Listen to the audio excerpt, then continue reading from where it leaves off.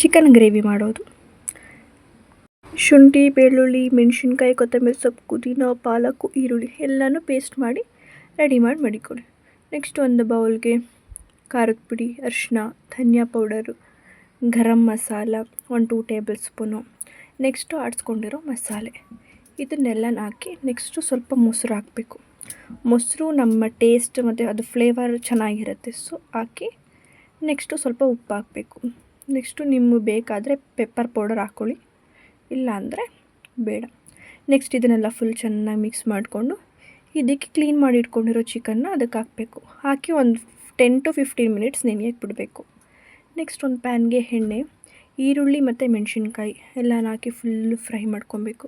Next ಹಸಿ ಸ್ಮೆಲ್ಲೆಲ್ಲ ಹೋಗಿ golden brown ಬರೋ ಥರ ಫ್ರೈ ಮಾಡ್ಕೊಳ್ಳಿ. ನೆಕ್ಸ್ಟ್ ಟೊಮೆಟೊ ಎಲ್ಲನ ಹಾಕಿ ಫುಲ್ ಫ್ರೈ ಮಾಡ್ಕೊಬೇಕು. ನೆಕ್ಸ್ಟ್ ಟೊಮೆಟೊ ಸ್ಮೆಲ್ಲೆಲ್ಲ ಹೋಗ್ಬೇಕಂತ ಸ್ವಲ್ಪ ಸಾಲ್ಟ್ ಹಾಕ್ಕೊಳ್ಳಿ.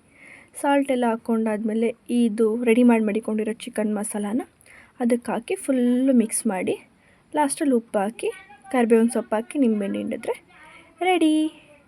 Thank you, bye.